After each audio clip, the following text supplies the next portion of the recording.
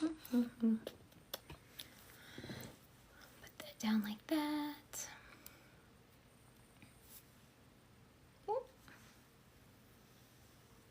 Got wild hair. Story of my life. Curls gone wild. Hi. Let's see. It has been a minute since I have done this. This looks different than last time. Da, da, da, da. How's everybody doing? Here we go. Well, they don't make this very easy. They used to make it easy. All right, there's Paige. And then should be able to find V here in just a minute.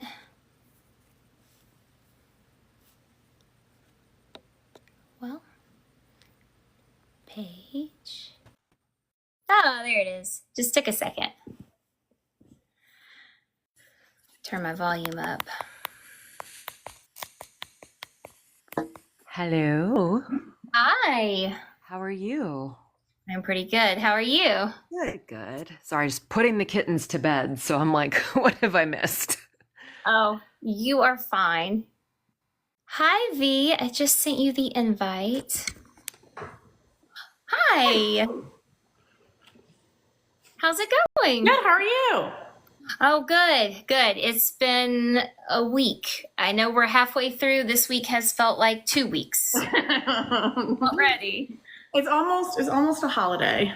It's What I was saying. Almost a holiday. It is. It is. But yeah, just a lot of driving the kids around, getting to all the last minute stuff before the holidays and activities, all the things. Yeah, I feel you. Do you guys have any Thanksgiving plans next week?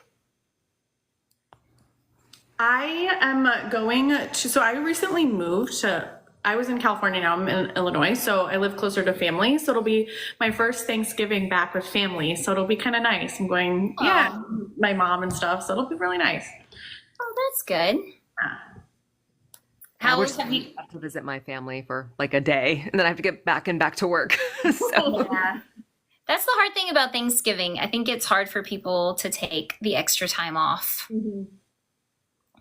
So all of our family is here in town. So we just have to like hop houses. So it's not too bad.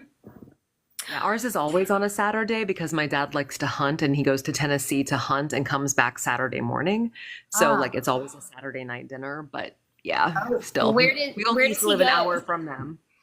I don't know. His best friend's dad has property out there. I don't know. I just reap the benefits, but I don't ask for details. It could be anywhere because that's what I live in Tennessee.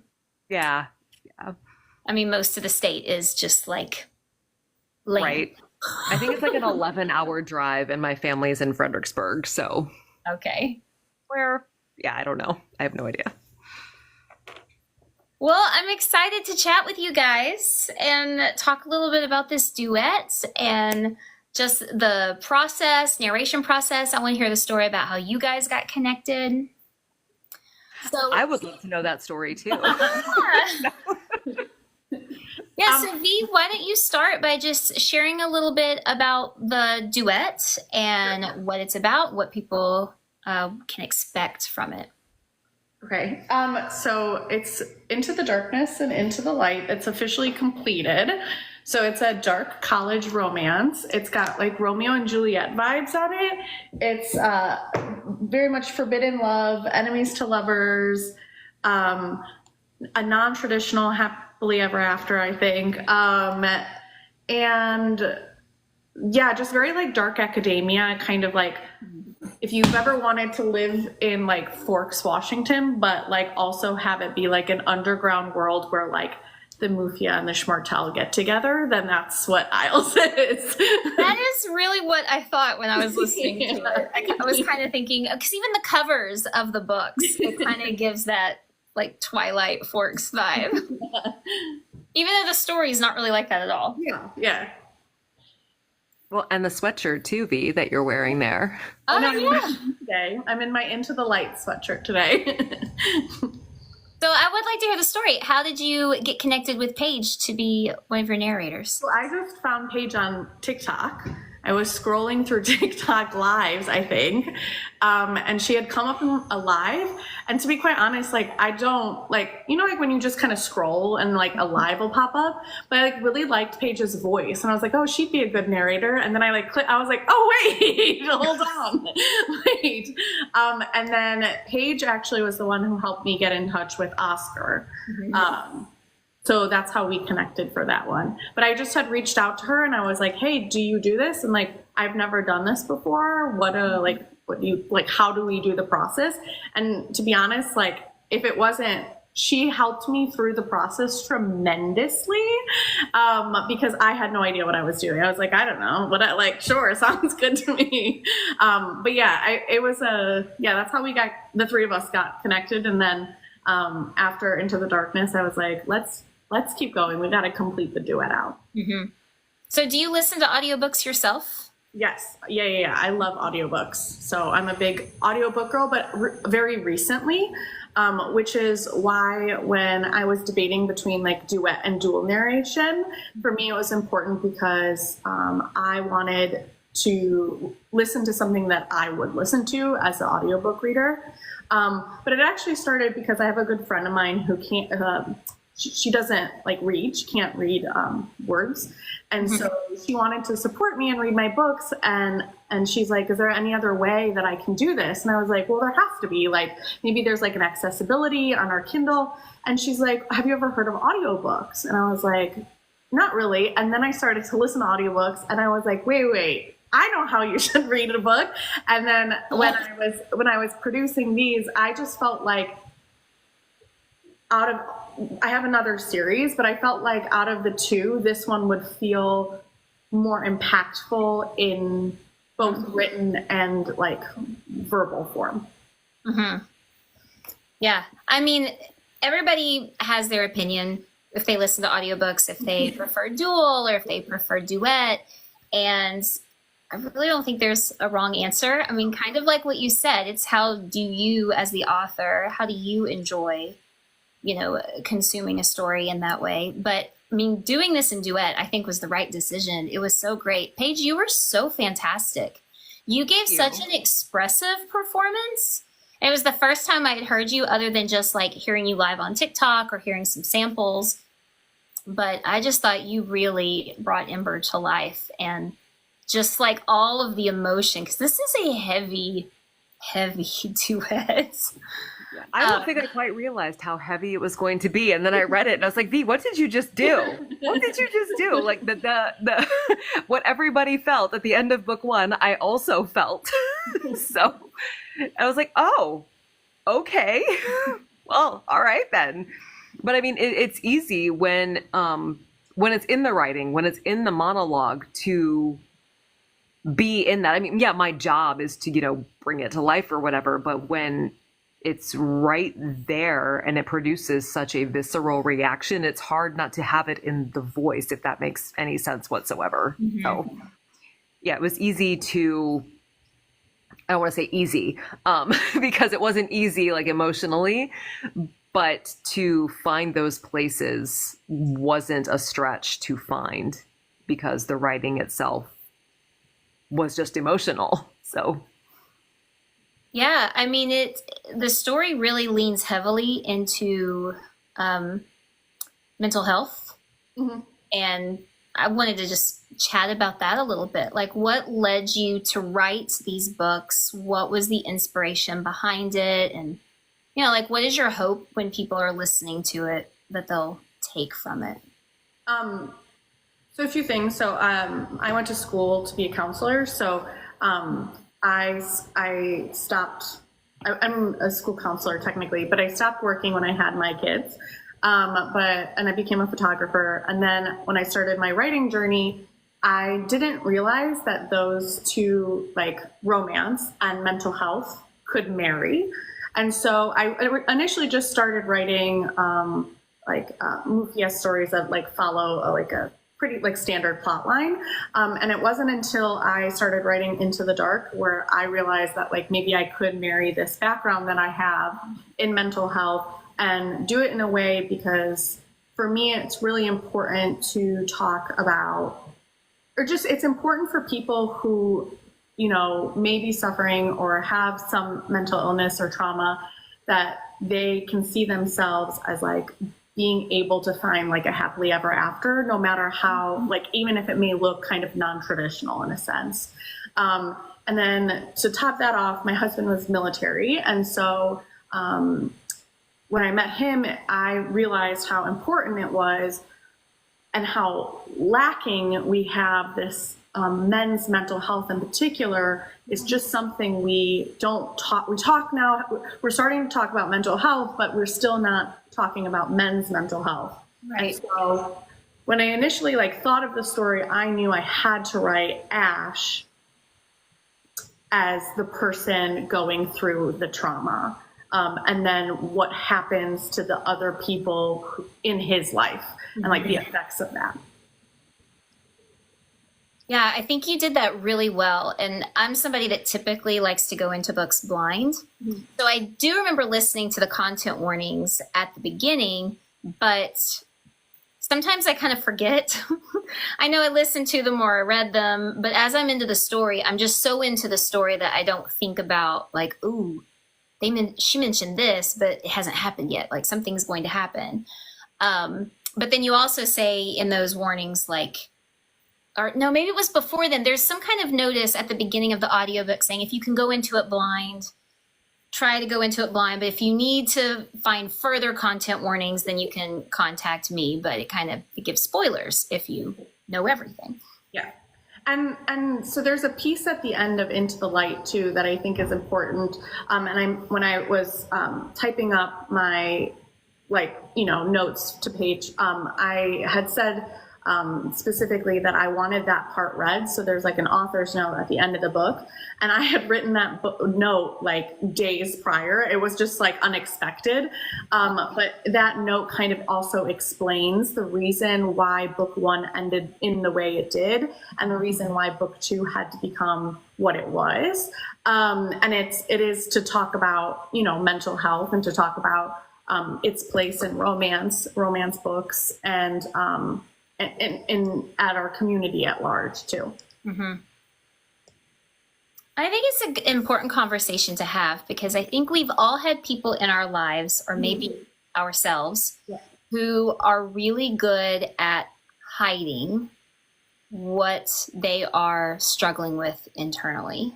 Mm-hmm. And we've either been that person or have had people in our lives that, whether something as drastic as what happens at the end of the first book, or just other things that are not as drastic, we can ask ourselves, like, how did I not know? How did I not see that? And then deal with the guilt that can go along with that. And so I love the story from that aspect, because in the second book, there's a lot of processing that's happening.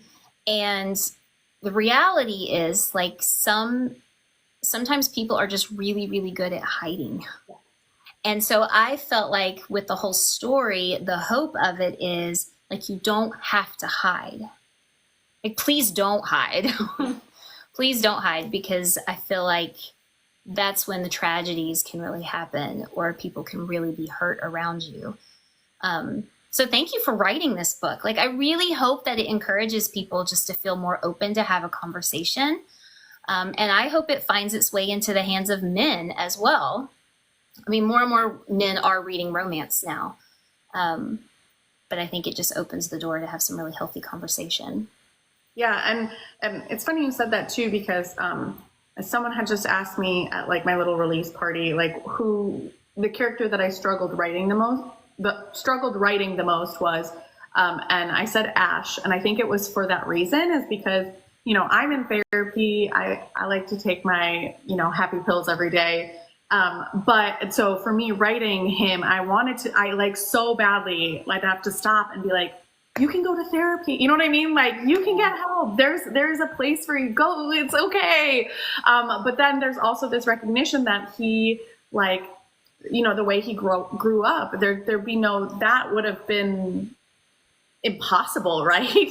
And for all of them, I don't think any of them really knew. And I think that was the beauty that Ember brought, and that I hope that I translated through her character, was that, you can work, like, communicating and like speaking with your words are so much more powerful, right? Like, being able to connect with someone and just say like, hey, how are you? You know what I mean? Maybe you're the person that helps them today, right? Yeah. Paige, how did you feel? I mean, I don't know how many notes and how your prep goes, or how much of your narration you just go into it so you can feel everything live, like as you're recording. I always prep, because I think it is the responsibility of the narrator to tell a full story. And if I am surprised, then perhaps the reader is not necessarily getting everything. And sometimes there's foreshadowing, and it's like, do you want to highlight this, or do you want to kind of hide it behind someone's perception of it, right? So when I prepped it, I was not prepared for the ending, and it is how do you claim that? For me, it was a little bit easier. I was a self-harmer in 7th and 8th grade, and I luckily had somebody who made me stop. So there was a little bit of, I understand kind of what he's going through, because I was a military family. We did not talk about weakness. I don't know if my parents knew or suspected, but we didn't talk about it. Like, even now, if I post something on Facebook, I'll get a message from my dad, like, we don't talk about that in public. Like, it's still very, so relating to that. And then I also knew people in college who did not win their fight. And so was able to kind of draw upon that. I don't want to say it's a good experience to have, but it was a real experience to have, to use. So, I mean, the tears were real. Like, it wasn't just the story, which was beautiful and heartbreaking and healing. But it's also just, it was real. And and it was an honor. I'm going to cry now. Excuse me. I'm going to mute while I go like blow my nose.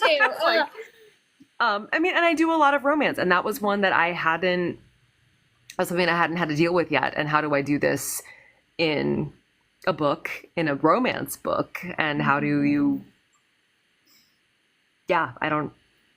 I'm not good with words. That's why I read other people's words. So thank you for letting me do that. I mean, that's why I said your performance was so real and so raw, and the tears, the tears felt very real. Like, when I am listening to a book, I never insert myself as like the female main character, and I know a lot of readers do that when they're reading books. It's just not my way of doing it. I'm just watching it in my mind, like this is a movie, and I'm watching these people, and like everything, you were so real. Like, I was so emotionally connected, and you and Oscar, both of you guys, I just couldn't say enough great things about your performance. I was telling everybody, I'm like, oh, you want something that's like a story that's unique, that's a little darker, that's going to bring all of the emotions. It still has spice, it's got the romance, but it also has some surprises. This is what I've been recommending. Thank you. There was so much snot. Much snot. And as a narrator, you have to be careful. Like, it can't be too much into the microphone, but you held it back the right way. I mean, it was multiple takes. Like, sometimes you go and you take a break and you come back. You're like, okay, I think I'm going to go into analytical mode now. Like, I think I can use this amount of like clogged throat right now and still be intelligible, but not be like gross. So. Yeah. Not be like blowing your nose in the background. Right, exactly. We don't want like an unedited fourth wing initial like cold sound. So. Nobody wants that. No. But V, it was really interesting because I think I might have messaged you, but you did give like these little breadcrumb hints throughout the first story of not necessarily what was going to happen at the end of the first book, but what ultimately might be the end of the story. in the second book. Yeah, and it's funny. So like even the name. So okay, so I had the names. I kept playing with the names. I worked with this author coach prior to writing it, and we are talking about ways to market, right? And so she had said like you have to market it as like a Romeo and Juliet inspiration. And I was like, no, because if I do that, everyone will know what'll happen at the end, like, right? And to be quite honest, I was convinced until the book came out that everyone was not going to be as surprised as they were. And so there was a lot, I was like, you guys didn't get it? Like, I think I like put it all out there, and like, even like Ember, Ash, and Rain, like, how do you like, it's like, I did it. And then, so it did take me by surprise, because I was like, oh, okay. Like, I guess I did, give you a little twist at the end, I suppose. But, yeah, so yeah, I have a weird writing when I write. I have a weird, I think, or different, unique process, because I have to publish the books. I have to write the books like a year ahead before I'm publishing them. So I follow kind of more of a trad schedule, even though I'm on the indie side. But it's because I want to make sure that I tell the story from my head without any influence from anybody else, if that makes sense. So it's really important to me to maintain, who she ends up with in book 2. And we can, I've said we can share some spoilers, but like, so it's important to me that like, had I had waited, I think I would have been like hesitant to make her and Rain together, right? Ultimately, which would not, like, there was no way that they weren't meant to be together, if that makes sense. Right. Well, yeah, because even in Into the Darkness, like, I knew that it had some darker themes, right? But, Ash was giving me red flags, but because it was a darker Romeo and Juliet vibe, and you've got these warring families, like, okay, well, but he's supposed to feel a little morally gray, a little red flag, but then sometimes it felt a too realistic red flag. I'm like, okay, like this is fiction, this is fun, like this is good. And then as things played out, because even in book 1, I'm like, what about friend over there?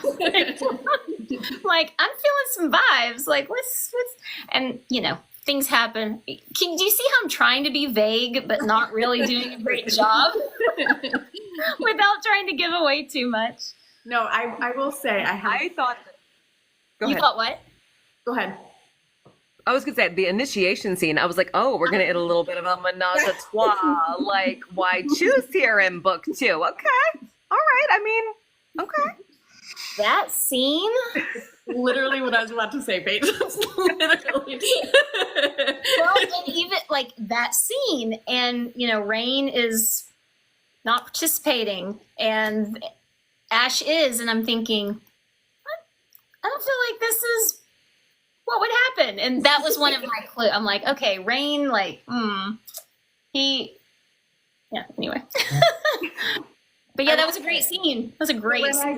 When I got the files back from you guys for Into the audio files for Into the Darkness, my first scene I went to was chapter 31. It's like, I gotta listen to this. I was like, shamelessly, this is what I have to listen to. It was fantastic. My face, the whole scene, I was like.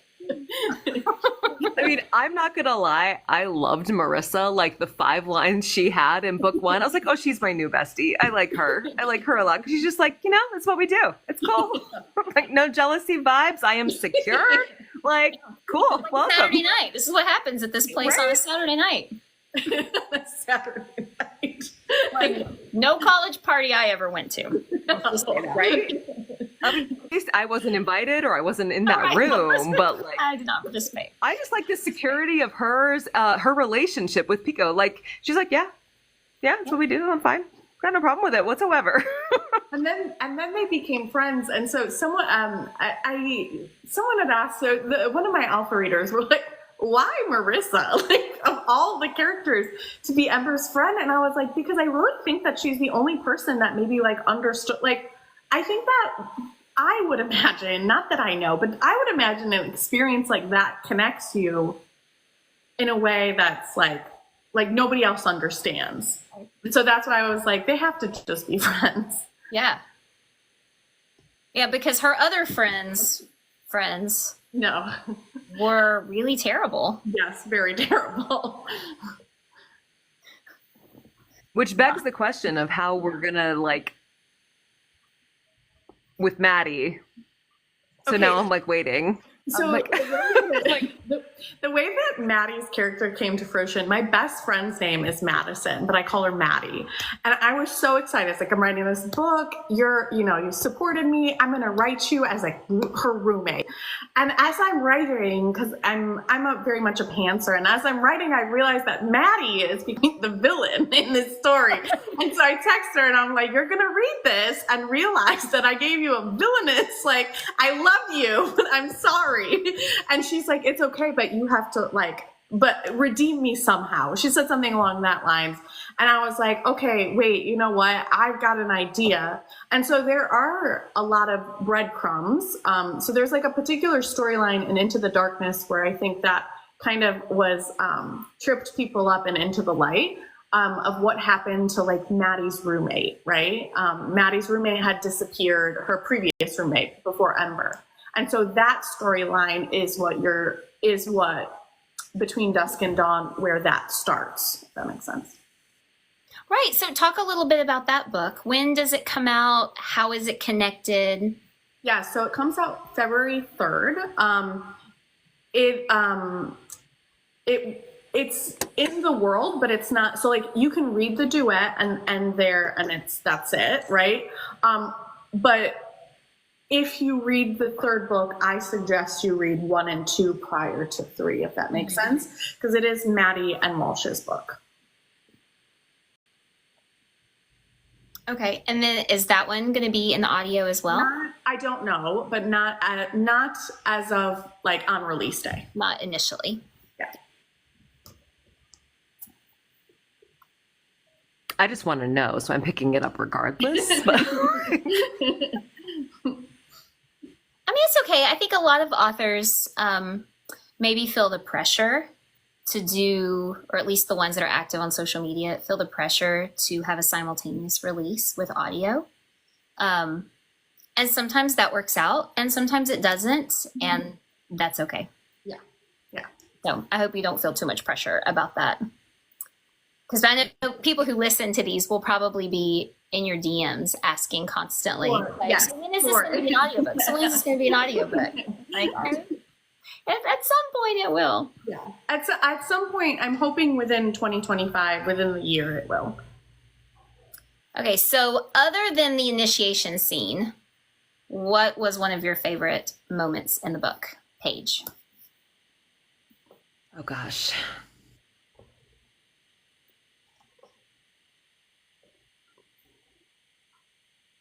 From an acting perspective, I mean, the last chapter or the prologue of the second book, just finding that and digging deep, because it's not something that I get to deal with in general a lot, right? It goes kind of far beyond what we usually deal with in romance.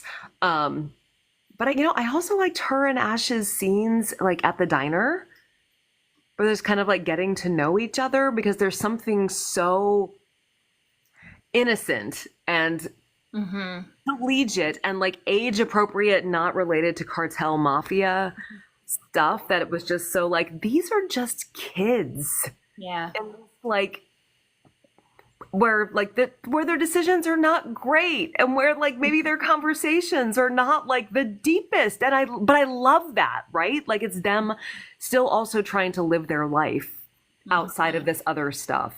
And I liked the innocence and just the joy in that kind of stuff, and just this like, oh, is he into me? Like there's a little bit of innocence outside of the darkness. Right, because there was so much like ahead of their years, like things that they had to deal with. A lot of the kids in this environment, they all had to grow up way too fast. And then Rain being like, I will never lie to you. And was like, yes, we love a morally gray man who's like, but not you. I'm not going to lie. Yeah. I really loved his character. Yeah. He was great. I also love his whole, like, I'm not sharing. I don't share. Right? Because I'm like, yeah, I like that because too. I don't share either. Like, No. Which, I mean, I kind of got that vibe from Ash, but then the whole initiation scene, because he felt like he had to. Like, this is what was expected of him. And I just thought, no. Which made me more of a Rain girl, because he wanted nothing to do with any of that. And he could have. He could have participated, and he was like, no. I like him. All right, V, what's one of your favorite scenes? Okay. I'll do my 2 favorite audio scenes. So I'll do my Paige one and my Oscar one. And they're both in Into the Light because it's my favorite. Of the 2, I like Into the Light better. Because I also am a Rain girly. But my favorite Paige scene is the very sad moment. I'm going to say this I don't want to spoil. There's a very sad moment in Into the Light that I think a lot of women in particular, unfortunately, have gone through. And Paige's acting in that particular scene, I can't listen. I got goosebumps. I had forgotten about that part. I'm not going to lie. I listened to it, cried, and then I was like, I will never listen to that again, because if I do, I just will start crying. Like, if I'm feeling like a really good cathartic cry, I know where to go. I think I blocked that out, so thank you for just bringing that back to me. Oh, I think I had blocked it too. I had forgotten all about the. Oh my gosh! I was driving home from Nashville. I was driving home from Nashville, listening to that, like crying in my car. Specifically when she says the name, I can hear it in my brain, and it that's it. I'm done. Checked out. But then my favorite Oscar scene is on the very flip side of that, is when there's like a little primal stuff happening, and he says to her, and they're in the orchards, and he says in Spanish, come out wherever you are. I love that one. That was funny because you used that sound clip in one of your videos, and I'm like, I use the same one.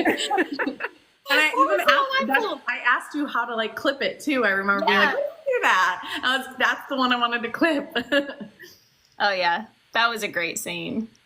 Oh, I was squealing. I liked that a lot. Somebody in the comments, they said, I have these books saved in my TBL, but I'm a little scared because I cried reading the reviews. I mean, it is emotional. We're not going to try to sugarcoat that. But ultimately, I think it is a story of hope and healing. I mean, and there were parts of the story that were, funny and light, and it was not, primal. Like, it was not all super heavy. They're just some of the context of the story is heavy. Santi the bodyguard. I love him. Waiting for Santi's story. So that's in my DMs. I think that's the biggest question is, will he get a story? Because I did kind of set him up for it. But I also feel as though I'm not sure. I feel as though I think I'm done right now with Isles. Like, I feel like I'm ready to move on. After B-Dad comes out, I think that'll be like a nice way to kind of just say goodbye to the area for now. I'm not opposed to writing like a second gen sort of concept. But for now, I think like I need to just, the story feels complete with the 3 books, if that makes sense. Mm-hmm. It does. I just loved his character because he was so cute. He was so cute. Yeah, we're trying to tiptoe around spoilers. Somebody said they love the first book, but they haven't read the second one yet. So she said I'm dropping out as soon as spoilers are discussed. So we're trying to tiptoe around that and not drop too much. I promise. Just looking to see if anybody had any questions that they wanted to ask. Paige, what's next for you? Is there anything coming out soon that you're allowed to share? Any projects? Coming out soon. I don't think I have anything that's like super secret. I'm not that cool. I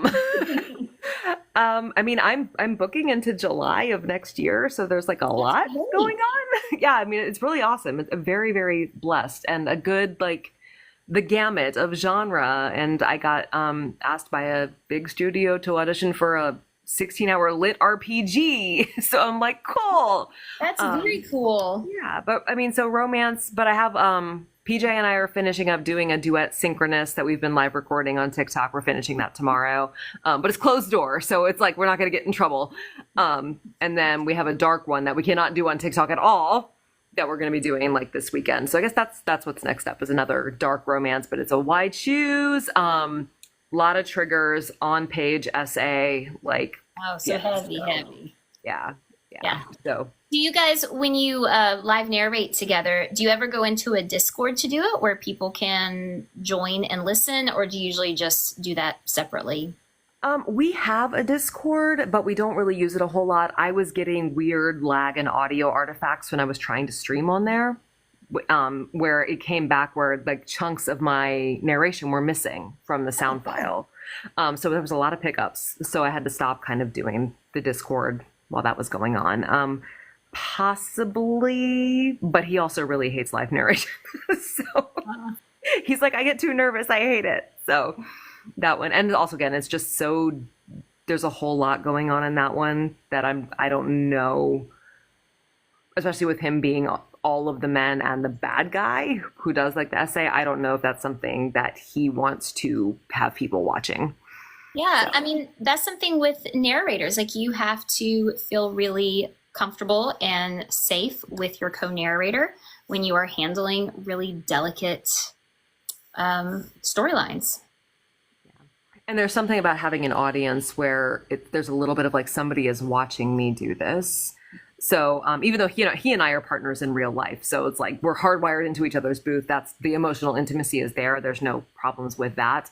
But having other people, even just listening in without visuals while you're navigating an on-page essay scene is kind of like, you know what? Let's do this in the privacy where it is in fact a safer space. Yeah, that's really important. What's the name? Or can you share the name of that book? Someone said they'll have to look for that one. Yeah, book 1 is out. It's Escaping the Cold. It's a trilogy. Book 2 is Frostbitten. So we're about to start that one. Okay. Is it romanticy? No, it's a dark contemporary romance. Why choose? Yeah. Yep, by Natasha Pierce. So I'm just looking back. Well, V, you said that you tend to write about a year in advance. So do you have a project that you're working on right now that might come out? Yeah, so it'll come out next year. So after I complete BDAD, I am decided to so I moved to Illinois, and when I came out here, I went to a lot of hockey games, and I'm now a hockey girl. Like, I'll go, bring me to a game. I don't know why. They're so hot. And then I started reading hockey books, and I was like, whew. So I'm going to write, I have a series, like a hockey series, and it's not a dark romance, so it'll be kind of different from me, but each book is very mental health heavy. So I'm trying to see if I can apply that same, it's kind of a challenge, it's a fun challenge for me, but applying that same like mental health kind of heaviness or those heavy conversations in a book that isn't necessarily like dark romance, if that makes sense. Yeah. Oh, that sounds great. I have read so many hockey romances. I've never watched a hockey game on television. I have never been to a hockey game. So I told my husband, I was like, all right, this winter, like January, February, when nothing's going on, we've got to go to a hockey game. And he's just like, you're near Nashville, aren't you? oh yeah, it's a 2-hour drive. Yeah, well, yeah, and they're last year they were like a good hockey. Not the Predators. I think they're Predators. Yeah, they were good, and they get in a lot of fights, which is even better for all of us. Yeah. I mean, I'm just telling him it's for work. It's for work research. I need to get a lot of content. I just need to like record, their stretches at the beginning and some of the fights that they might get in. I mean, he'll love it. He'll think it's great because he's never been to a hockey game either. They're fun live, and honestly, it's been really fun writing it because the Chicago Blackhawks has this thing where you can actually go to their practices. So I am able to bring my computer. So I've gone to a few of their practices and just like, oh, I feel like I am one of you. Detroit Red Wings fan. Yeah, I mean, I knew nothing. I never thought about hockey before I started reading romance books like 4 years ago. I had no idea it was a thing because we don't have it in my city. I mean, I think there's a team in Atlanta, but it's just, we don't sit around and watch sports at home. Even my husband, he loves to play sports, but watching it is always more social for him. You know, like the Super Bowl party when everybody's hanging out, then he's into it. But other than that, so we just never had that experience. But I think it would just be really exciting. Mm-hmm. I feel like now that you read the genre too, it's just fun to go. Yeah. I mean, I don't know the rules. I haven't learned that much from these books. I don't know. I still don't know the rules. I don't know anything about the rules. Yeah. The terminology. I don't know. I know it can be cold in there and you've got to bundle up. And that's, yeah. It's aggressive on the ice. Yeah. So the first book is called, so it comes out in April, and it's called Your Pucking Mom.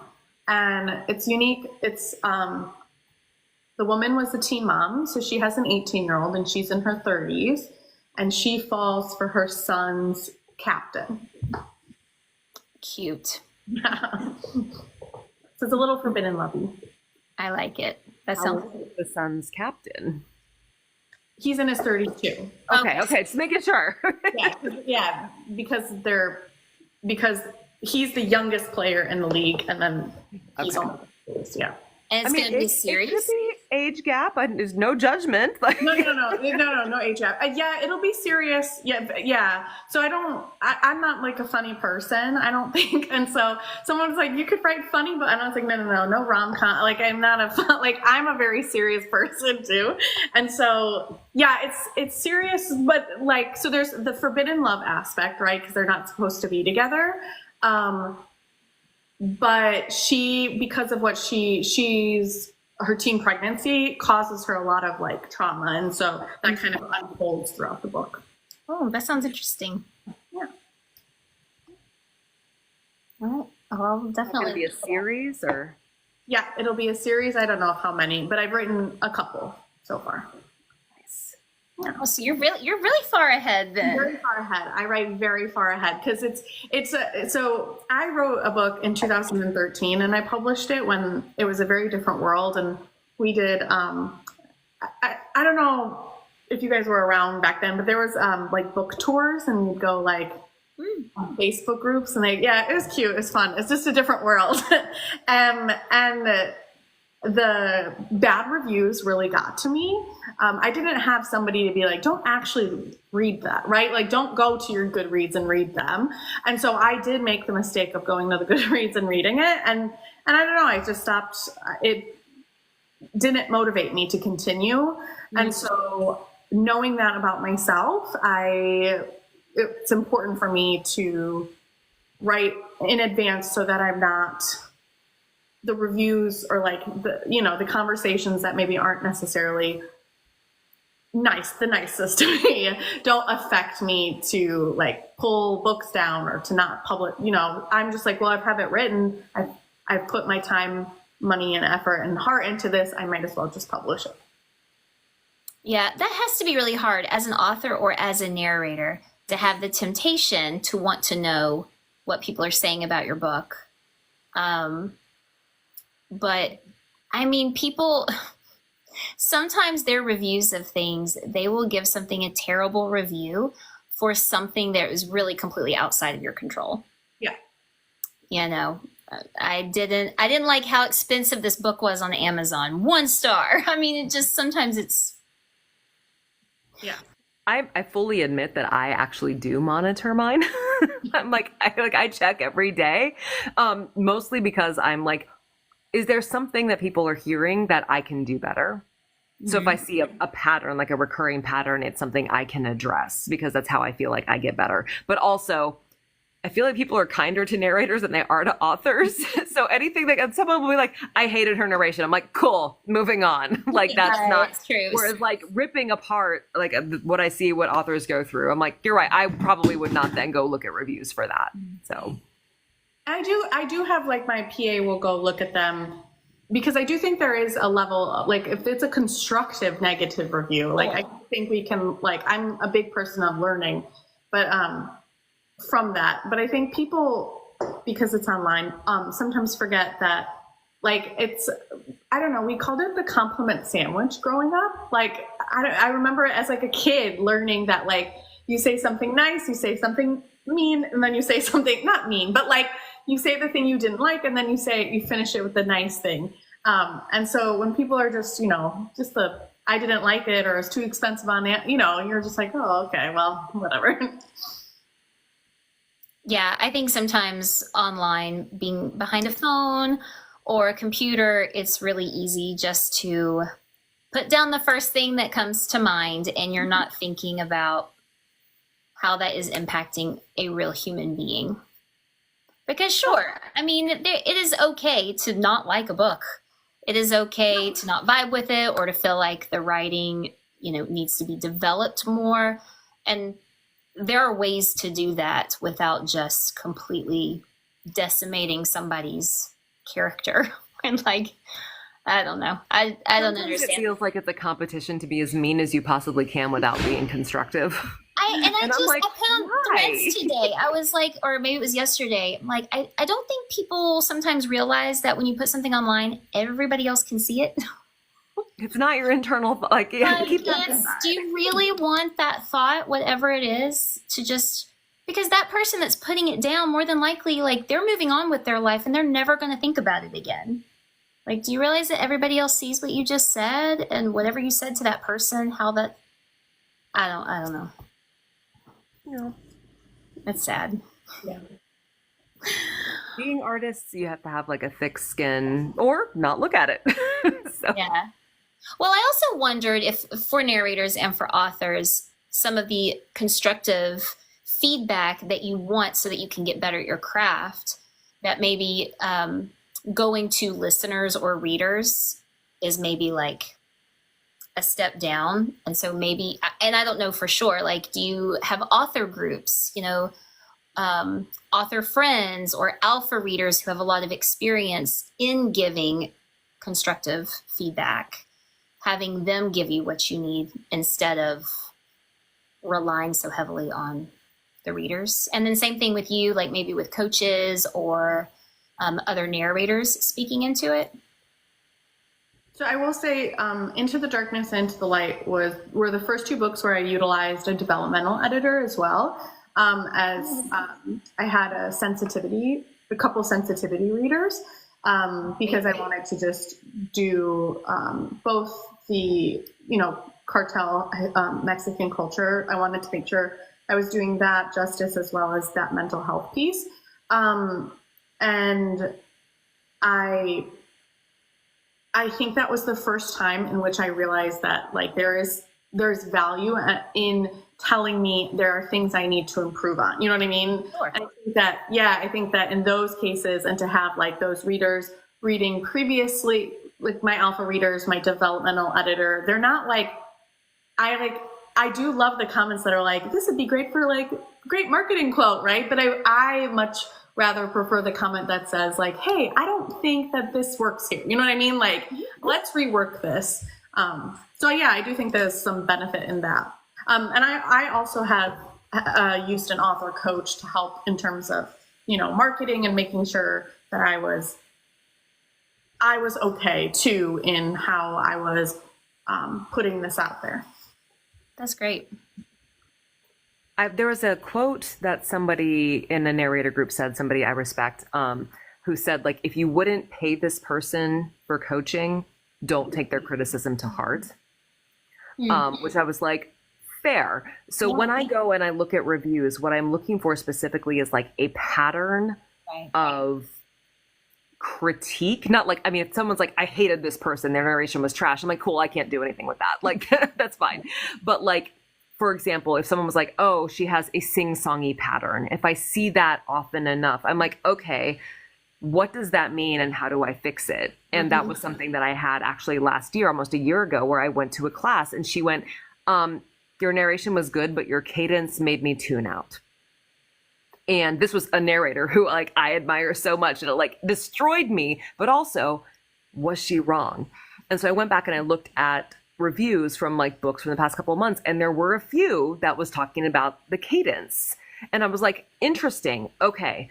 So this is something that multiple people have noticed, including someone who I do respect and did pay for critique. Now, how do I fix it? And I was able to set up a coaching session with somebody, and he was like, okay, here is what this means. It means you weren't connected. And I was like, oh, that's an easy fix. I can fix that. But like that 1 hour session I had with him was so many notes that I have like all over my booth now, just as reminders, where if I start to feel myself kind of fading out and falling into a pattern just to get through something, I can stop and be like, okay, you're a story feeler, not a storyteller. Never be neutral. Like always have an opinion, because that's where it starts to get kind of cadency. And had I not had her say that, but also had the reviews that say this is more than one person, I don't know that I would have addressed it. And since then, I feel like my narration just got better exponentially. And I haven't seen that same critique since. So I'm very much looking for specificity versus just she's trash and I hate her, because that's fine. You can hate me. That's fine. But the stuff that's like something that pinpointed, something that annoyed them, I'm like, that's something to take note of. And if I see it multiple times, then I can try and fix it. Yeah, So that again, seems like very helpful. Yeah, because I don't think anybody is out here saying like you should never ever say anything critical about, I mean, because art in general is going to elicit various feelings about things and welcomes in critique of some kind. I think it's just the way in which some people go about it, where it's not helpful. It's not really going to change anything, and it's really just intended to hurt someone. And that's what I don't understand. Well, I sometimes wonder if those feelings that they have, like, oh, I hated this, but you didn't take a step back to go, why did I not like this? And that's part of like maybe people turning their brain off, not wanting to analyze, and they're not required to. But I always find them like, what didn't I like about that? Like, why was that weird? Like PJ and I will nerd out watching a show where people are like, shut up, we want to watch. And we're like, okay, but no, how he delivered that? Why didn't we like that? Why didn't that work? Like, we're so annoying. But I sometimes think that that's like the difference in reviews. The people who are like, I just want to watch and I just want to give my opinion, versus the people who are like, okay, but why did I feel that way? Yeah. And one is not necessarily better than the other. It's just, what am I looking for in that moment? Like, he loves when people leave him trash reviews. He's like, ooh, they said I was trash. What else did they say? Like, I want to know. And I'm like, I am the opposite. I'm just like, I don't want to hear that. Like, move on. So. Well, I don't want to keep you guys too much longer because we've been talking for about an hour, but I just enjoyed this. I love talking about these books, and they're very powerful, V. I hope you're really proud of yourself for bringing this out for everybody to pick up and get them thinking about some difficult things, and hopefully giving people a lot of hope. Dare we say, into the light. I almost said it, and I was like, no, that's too much. That's going to sound cheesy. I got to change it. I'll do cheese. It's fine. And then also, Paige, I meant to say this earlier. I think you are always so good at giving great information for authors who are thinking about getting into audiobooks.